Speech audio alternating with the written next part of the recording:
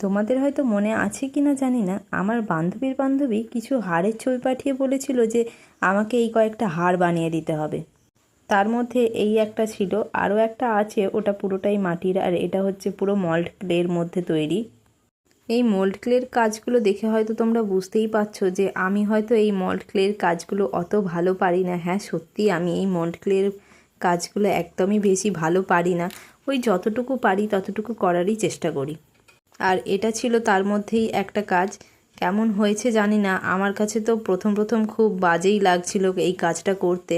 আর এইরকম রঙগুলো পুরো ঘেঁটে যাচ্ছিল, একেবারে দেখতে যেন খুব বাজে ব্যাপার হয়ে যাচ্ছিল। তারপর আস্তে আস্তে যখন এটা শুকিয়ে গেল, একটু ধাতস্থ হওয়ার পর নিজেরও মনে একটু দেখে শান্তি হচ্ছিল যে কিছুটা হয়তো সেই ছবির মতন করতে পেরেছি।